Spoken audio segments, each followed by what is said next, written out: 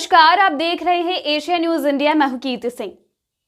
राज्य में लगातार पंचायत सचिव का मामला सामने आता रहा है। जिस तरह से आपने हमारे पुराने वीडियो में देखा है कि 2017 में राज्य के सभी पंचायत सचिवों ने परीक्षा पास किया था और ये सभी सफल अभ्यर्थी रहे हैं, लेकिन अब तक उन्हें रोजगार नहीं दी गई है और इसी मुद्दे को लेकर लगातार वो सरकार के खिलाफ विरोध प्रदर्शन करते आए हैं, शांतिपूर्ण धरना भी करते आए हैं। लगातार हम आपको हमारे वीडियो के माध्यम से उनकी अलग अलग समय पर की गई प्रतिक्रिया दिखा रहे हैं और क्या कुछ सरकार से मांग के लिए वो लोग काम कर रहे हैं, ये आप तक पहुंचा रहे हैं।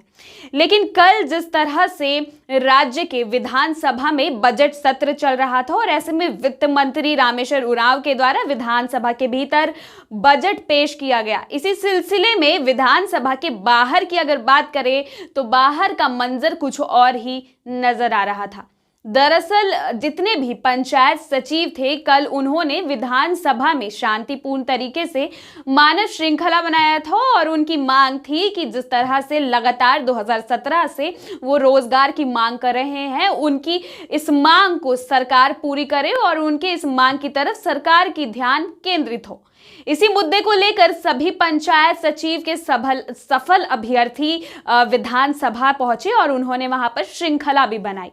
जहां पर थोड़े ही देर बाद पुलिस प्रशासन के द्वारा वहां आया गया और इस मानव श्रृंखला की अगुवाई कर रहे गुलाम हुसैन, जो कि पंचायत सचिव के अभ्यर्थी भी है, और उन्हें पुलिस प्रशासन के द्वारा गाड़ी पर ले गया गया ये कहकर कि उनकी तबीयत ठीक नहीं है, उन्हें घर तक छोड़ दिया जाएगा। लेकिन बताया जा रहा है कि पुलिस प्रशासन के द्वारा उन्हें बीच रास्ते पर चलती गाड़ी से नीचे फेंक दिया गया, जिसमें गुलाम हुसैन के सर पर काफी तेज चोट लगा और जिसके बाद वो कोमा में चले गए और कोमा में जाने के बाद अभी वो रांची के रिम्स अस्पताल में भर्ती है, उनकी इलाज चल रही है।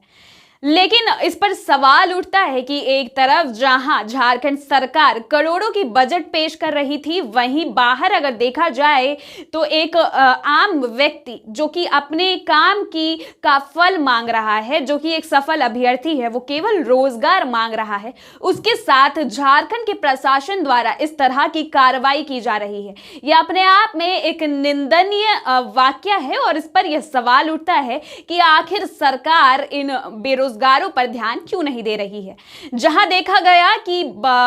सदन के अंदर बड़े बड़े बजट पेश किए गए, रोजगार को लेकर भी कई तरह की योजनाएं लाई जा रही है, लेकिन 5 साल पुराने सफल अभ्यर्थियों को अब तक रोजगार क्यों नहीं मिलता, ये एक सवाल है सरकार से।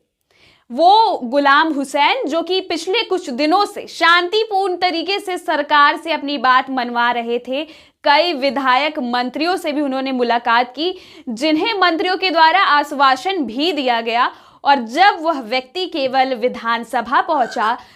तो ऐसे में